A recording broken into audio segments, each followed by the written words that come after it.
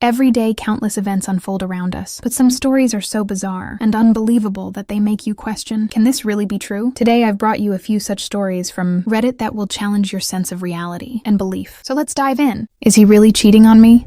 My name is Tanya, and I've always prioritized my husband, Arnab. We've been married for 5 years, but lately I feel something is off. Arnab has always been open about his phone, never used a password, but recently he added one without telling me. One night I noticed Arnab was staying up late, glued to his phone. Out of curiosity, I tried checking it when he wasn't around, but I couldn't crack the password. However, I saw a notification from an unknown number that read, "Can't wait to see you again tomorrow. I miss you." I wanted to confront him right away, but instead, I decided to follow him the next day. What I saw shocked me. Arnab was at a cafe, laughing and chatting with a woman I had never seen before. I took a picture as proof. When I brought it up later, his reaction completely threw me off. He said, did you follow me? That woman is just a client from work. You're making a big deal out of nothing. Still suspicious, I decided to dig deeper. I checked our bank statements and found several unexplained expenses. Flowers, dinners at fancy restaurants, and even a hotel booking. When I showed him the receipts, he tried to brush it off, saying it was all for work events. The next day, I went to his office unannounced. I asked around discreetly and found out the client he mentioned wasn't a client at all. She was his co-worker. They had been spending long hours together outside work. I confronted Arnab with everything I had gathered. Finally, he broke down and admitted he had been having an affair for the past 6 months. He claimed it started as a harmless friendship, but turned into something more. Heartbroken, I packed my bags and left that same night. Betrayal is never easy to face, but I knew I deserved better.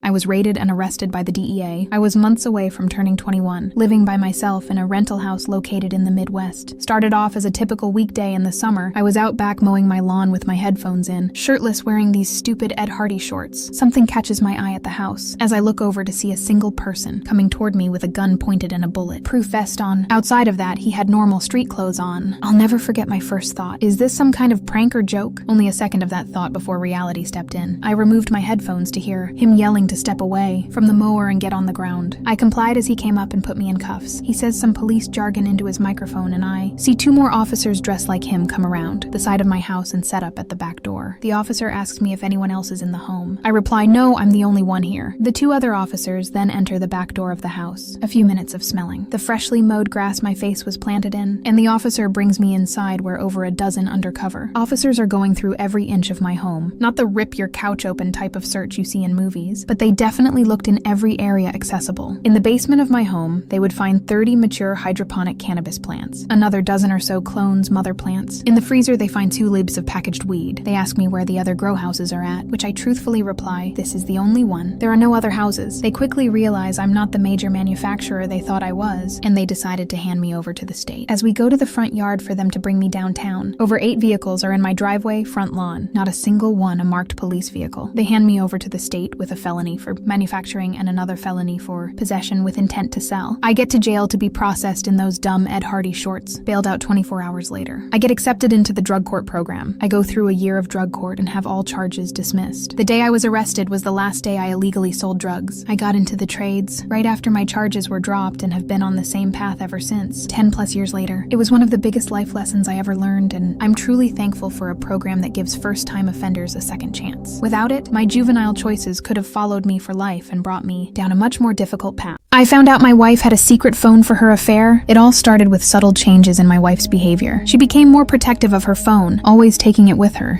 even to the bathroom. At first, I chalked it up to her wanting some privacy, but as time went on, her actions became more suspicious. Late-night text notifications, hushed phone calls, and vague excuses started to feel like red flags. One weekend, while she was out running errands, I decided to clean up around the house. While tidying the bedroom, I came across a drawer that was slightly ajar. Inside, I found an old, dusty-looking phone. At first, I thought it was just an old device she had forgotten about, but something about its placement and condition felt off. I tried turning it on, and surprisingly, it still had some battery left. The screen lit up and a lock screen appeared. I hesitated, unsure if I should even try to unlock it, but my gut told me something wasn't right. I decided to take a chance and entered a passcode. I thought she might use. It worked. The moment I unlocked the phone, I felt my heart sink. There, in plain view, were hundreds of messages between her and someone I didn't recognize. The messages weren't just casual. They were deeply intimate and full of plans for future meetups. My hands started shaking as I scrolled through the photos, selfies, dinners, and even pictures of places I thought we had shared exclusively. I spent the next hour reading through the texts, piecing together a timeline of her betrayal. The messages revealed that the affair had been going on for months, during a period when I thought we were rebuilding our connection, after a rocky patch in our marriage. It was like living in two realities at once, one where I believed in the relationship and another where it was all falling apart behind my back. When she came home, I confronted her immediately. I held the phone out and asked, "Care to explain this?" Her face went pale. She tried to snatch the phone out of my hand, but I pulled away and demanded an answer. At first, she denied everything, claiming it was a friend's phone and she was just helping them. But when I mentioned the messages and photos, she broke down and admitted the truth. She told me that the affair started during a rough patch in our marriage, when she felt emotionally neglected. Her explanation didn't make it any less painful. The betrayal wasn't just in the physical act, it was in the lies, the secrecy, and the deliberate choice to lead a double life. Over the next few weeks, I grappled with my emotions. Part of me wanted to forgive her and work things out for the sake of our years together, but another part of me couldn't forget the lies and deceit. I eventually decided to consult a therapist, who helped me understand that I needed to prioritize my own mental health and self-respect. In the end, I chose to leave the relationship. It wasn't an easy decision, but it was the right one for me. The experience taught me a lot about boundaries, communication, and self-worth. Now, years later, I've rebuilt my life and found someone who values honesty and trust as much as I do. My husband's secret family.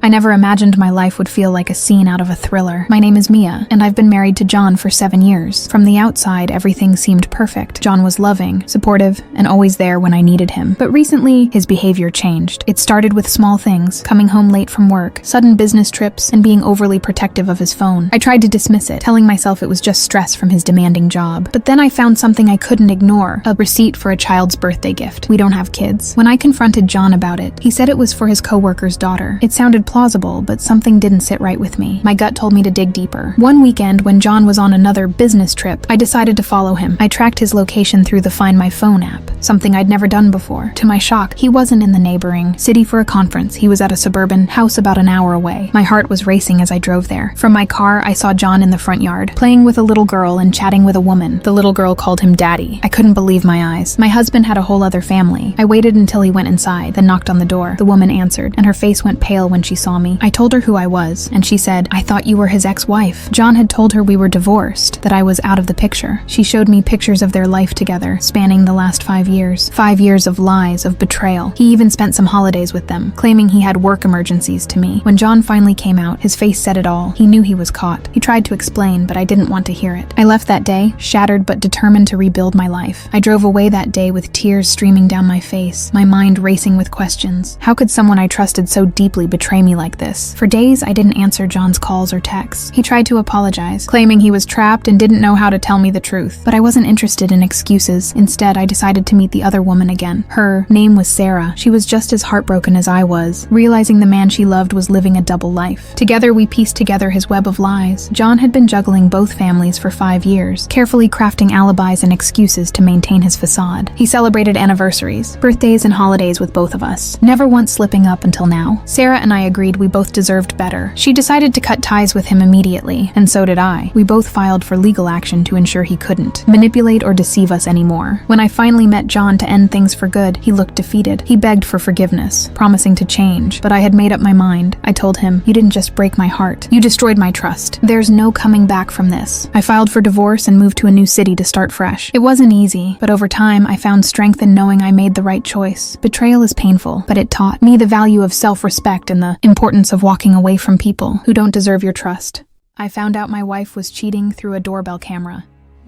It all started a few months ago when I decided to install a doorbell camera for security. I never imagined it would reveal a side of my wife I never thought existed. We've been married for 6 years. From the outside, our marriage looked perfect, but over the past few months, things felt off. She'd become distant, constantly glued to her phone, and always had excuses to stay late at work. One night, I was checking the doorbell camera footage out of habit. That's when I saw it. A man walking her to the front door. He kissed her on the cheek before she walked inside. My stomach dropped. At first, I tried to rationalize it. Maybe it was just a friendly goodbye, but then it kept happening happening. Every Thursday night, she came home late, and the same man would walk her to the door. Each time, the interactions grew more intimate, a kiss on the lips, holding hands. I didn't confront her right away. Instead, I decided to gather more evidence. I synced the doorbell footage with the timestamps from her text messages. Sure enough, every Thursday, there were long gaps in her replies. One Thursday, I pretended to work late and parked my car a block away. I watched as the man dropped her off again. This time, I followed him. He drove to a bar across town, and I decided to confront him. When I approached him and mentioned my wife's name, his face turned pale. He stammered, "Wait, she told me she was single." Turns out, my wife had been seeing him for almost a year. She told him she was divorced and lived alone. He showed me their text messages, and it was like a punch to the gut. The woman I thought I knew was living a double life. That night, I confronted her with everything. The doorbell footage, the texts, everything. At first, she denied it, but when she saw the evidence, she broke down. She apologized, said she felt neglected and lost, but I couldn't believe her excuses. I moved out the next day. Betrayal cuts deep, but I know I deserve someone who respects and values me. After confronting her, I stayed at a friend's house for a few days to clear my head. My wife kept texting and calling, apologizing and begging me to come back. She said the affair meant nothing, that it was just a way to fill a void in our relationship, but her words felt hollow. While staying at my friend's place, I started piecing together the timeline of her betrayal. The affair had started nearly a year ago, right around the time I noticed her pulling away. I realized that every Thursday, when she claimed to be working late or out with coworkers, she was really meeting him. I decided I needed closure. I met her one last time to discuss the situation. She was tearful, trying to explain how she felt neglected and unloved, but I wasn't buying it. I told her, neglect doesn't justify betrayal. If you felt something was wrong, you could have talked to me instead of lying and sneaking around. She admitted she had been selfish and didn't think about the consequences until she got caught. That was the final nail in the coffin for me. I filed for divorce the next week. It was a painful process, but I knew staying with someone who could lie so easily wasn't an option. I also informed the other man about what she had done, and he decided to cut all ties with her as well. In the end, I realized I had spent too much time trying to hold on to a relationship that wasn't worth saving. The betrayal hurt, but it taught me the importance of self-respect and boundaries. Now I'm focusing on myself and my future, knowing I deserve someone who values loyalty as much as I do.